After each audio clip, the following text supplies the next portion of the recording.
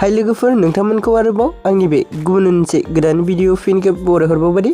सो नोंथांमोननिसिम आसा खालामो भिडिअखौ जागायनायनिफ्राय जोबजासिम नायलांगोन होननानै सो नोंथांमोन बिदिनो बर'नि फैनो गोनां आबुं सावथुन आरो बर' एलबाम्सफोरनि बागै मिन्थिबाय थानो थाखाय नोंथाङा आंनि गोदान चेनेलखौ साबस्क्राइब खालामना खाथियाव थानाय बेलनि आइकनखौबो अल प्रेस खालामना लाबानो जाबाय दे लोगोफोर जाहाथे आंनि गोदान भिडिअनि नटिफिकेशनफोरा नोंथांमोननि सेराव थाबैनो सौहैयो आरो नोंथांमोन आंनि भिडिअफोरा गोरोन्थिफोर जालांब्ला नोंथांमोनखौ निमाहा होगोन होनना आसा खालामनाय थाबाय सो नोंथांमोना टाइटेल एबा थाम्बनेल नायनानै मिन्थिखाबाय जानांगौ दिनै आं मा भिडिअनि सायाव आपडेट लानानै फैदों एक्चुअली नोंथांमोन आं दिनै आरडि मोशन पिक्चार्स बेनारजों दिहुनजानाय आरो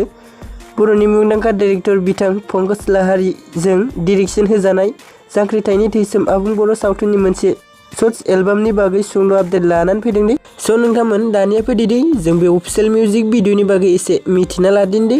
एक्चुअली नोंथांमोन बे अफिशियेल मिउजिक भिडिअखौ आरडि मोशन पिक्चार्स चेनेलाव आपल'ड खालामदों दे आरो नोंथांमोन बे अफिशियेल मिउजिक भिडिअनि टाइटेलानो जाहैबाय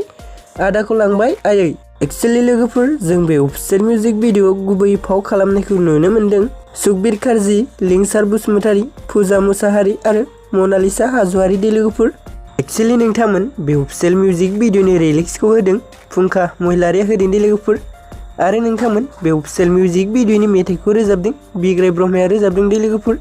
आरो लोगोफोर टिउनखौबो होदों बिग्राय ब्रह्मयानो होदों दे सो नोंथांमोन दिनैनि सुंद' आपडेटआ बेखिनियानोमोन दे भिडिअखौ बेखिनिसिम नायनायनि थाखाय नोंथांमोननिसिम रोजा रोजा साबायखर थाबाय दे सो नोंथांमोना जुदि भिडिअखौ नायनानै मोजां मोनबाय अब्ला भिडिअखौ नायनानै मोजां मोनबायब्ला चेनेलखौ साबस्क्राइब भिडिअखौ लाइक खालामना होनो दाबावदे लोगोफोर सो लोगोफोर जाय बिथांमोना जुदि बे अफिशियेल मिउजिक भिडिअखौ दासिमबो जुदि नायाखै अब्ला आंनि चेनेलनि गेजेरजोंनो नायहैदो दे लोगोफोर